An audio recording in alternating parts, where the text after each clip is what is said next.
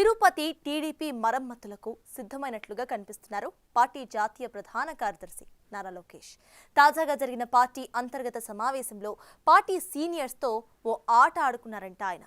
ముఖ్యంగా గ్రూపుల పేరుతో హడావుడి చేసే వారందరినీ కూడా పార్టీ బాధ్యతలు తీసుకున్న వారందరినీ ఇటు కలుపుకొని పోకుండా వ్యవహరిస్తున్నారని ఆగ్రహం వ్యక్తం చేశారంట.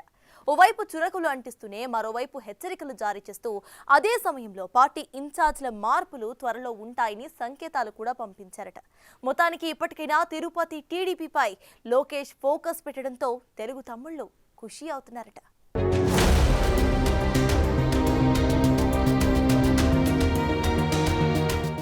ప్రభుత్వంతో పాటు పార్టీ యాక్టివిటీస్ కూడా ముఖ్యమంటున్నారు తెలుగుదేశం జాతీయ ప్రధాన కార్యదర్శి నారా లోకేష్. తాజాగా తిరుపతి ఒక్కరోజు పర్యటనలో ఆయన సగం రోజు పార్టీ శ్రేణులకే కేటాయించారు. అదేవిధంగా గత 5 సంవత్సరాలు పార్టీ కోసం నిబద్ధతతో పనిచేసిన కార్యకర్తలను అభినందించడమే కాకుండా వారి భవిష్యత్కు హామీ ఇచ్చి వారిలో జోష్ నింపారు. ఇక నుంచి ఎక్కడికి వెళ్లినా ముందు పార్టీ కార్యక్రమాలకే మొదటి ప్రయారిటీ అని కార్యకర్తలకు స్పష్టం చేశారు. దాంతో పాటు పనిచేయని వారికి డబుల్ గేమ్ పాలిటిక్స్ ఆడే వారికి సున్నితంగా వార్నింగ్ ఇచ్చారు.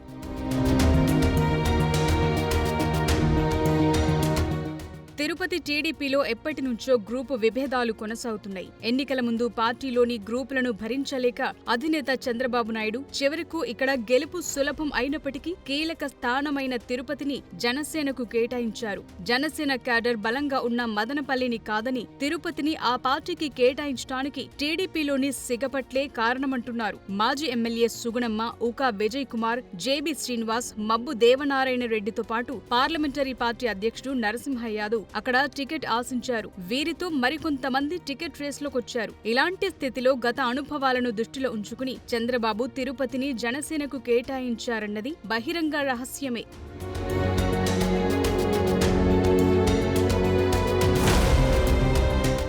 తిరుపతిలో ఊహించని విధంగా రికార్డ్ స్థాయిలో 62,000 పైచిలుకు మెజార్టీతో జనసేన అభ్యర్థి ఆరణి శ్రీనివాసులు విజయం సాధించారు. అదే టీడీపీ అయితే మెజార్టీ 1,00,000 దాటేదని తెలుగు తమ్ముళ్లు ఇప్పుడంటున్నారు. ఎన్నికలు పూర్తయి 9 నెలలు గడుస్తున్నా కూడా ఇప్పటికీ తిరుపతి టీడీపీలో అదే గ్రూపులు కొనసాగుతున్నాయి. పార్టీ సభ్యత్వ నమోదు దారుణంగా ఉంది. తెలుగుదేశం పార్టీ సభ్యత్వ నమోదులో వెనుకబడిన నియోజకవర్గాల్లో తిరుపతి ముందు వరుసలో ఉందట. ఏ నాయకుడు సీరియస్ గా పనిచేయకపోవటం వల్లే ఆ పరిస్థితి తలెత్తిందంటున్నారు.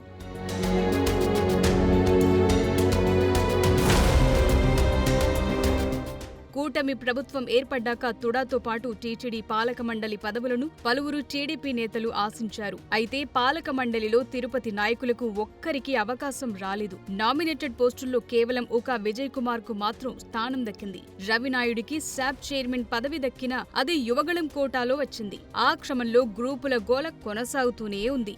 ఒకరి మీద ఒకరు పరస్పర విమర్శలు చేసుకుంటూ రచ్చగెక్కుతున్నారు. కొంతమంది వైసీపీ నాయకులతో టచ్ లో ఉన్నారన్న సమాచారం టీడీపీ అధిష్టానం దగ్గర ఉందట. దానికి తోడు తాజాగా జరిగిన డిప్యూటీ మేయర్ ఎన్నికల్లో టీడీపీలోని గ్రూపుల గోల బయటపడింది. ఈజీగా గెలవాల్సిన చోట ప్రత్యర్థికి అవకాశం ఇచ్చే విధంగా ఎన్నిక జరిగింది. చివరకు పక్క నియోజకవర్గం ఎమ్మెల్యేతో పాటు అప్పటి వరకు సైలెంట్ గా ఉన్న కొందరు సీనియర్ల జోక్యంతో టీడీపీ ఒడ్డెక్కింది.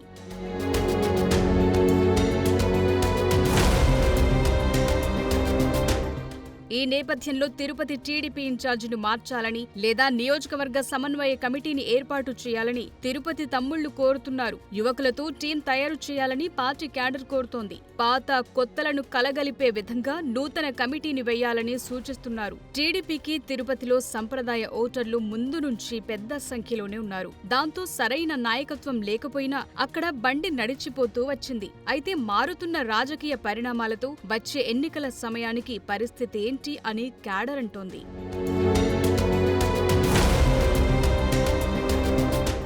గత వైసీపీ అధికారంలో ఉన్నప్పుడు టీడీపీ క్యాడర్ కనీసం బయటకు రావటానికి భయపడిన రోజులున్నాయి. కానీ ఇప్పుడు 9 నెలలు కాకముందే వైసీపీ నేతలు బహిరంగంగా విమర్శలు గుప్పిస్తున్నారు. ఇలాంటి స్థితిలో కనీసం గట్టి పట్టున్న నాయకుడు, ఢీ అంటే ఢీ అనే నాయకులు తిరుపతికి అవసరమనే విషయాన్ని టీడీపీ అధినాయకత్వం గుర్తించినట్లు కనిపిస్తోంది. అందులో భాగంగానే తాజా తిరుపతి మీటింగ్లో లోకేష్ సీనియర్లకు చొరకలంటించారని అంటున్నారు.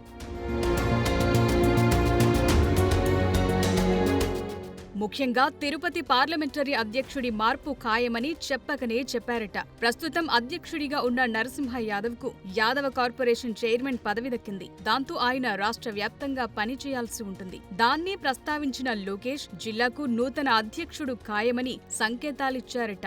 దీంతో పాటు యువ రక్తంతో తిరుపతి క్యాడర్ కు బూస్టప్ ఇస్తానని స్పష్టం చేశారట.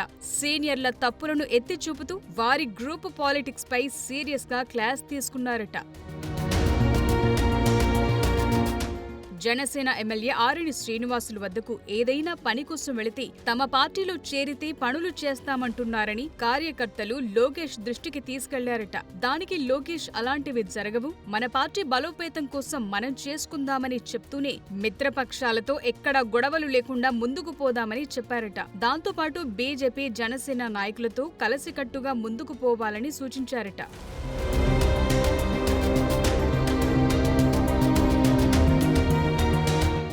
ఇక తిరుపతిలో జరిగిన ఆధ్యాత్మిక సమ్మేళనంలో అతిథులుగా ఎమ్మెల్యేలందరినీ వేదిక మీదకు పిలిపించారు. వారితో పాటు బీజేపీ అధికార ప్రతినిధి టీటీడీ సభ్యుడు భానుప్రకాష్ రెడ్డిని సైతం వేదిక మీదకు పిలిపించిన లోకేష్ వారందరినీ నిర్వాహకులతో సత్కరింపచేశారు. ఆ విధంగా మిత్రపక్షాలను కలుపుకుపోవాలని క్యాడర్ కు సంకేతాలిచ్చారంటున్నారు. ఇదే సమయంలో తిరుపతి పార్టీ విషయంలో సీరియస్ గా ఉన్నానని స్పష్టం చేసిన ఆయన యాక్షన్ ప్లాన్ ఎలా ఉంటుందో చూడాలి మరి.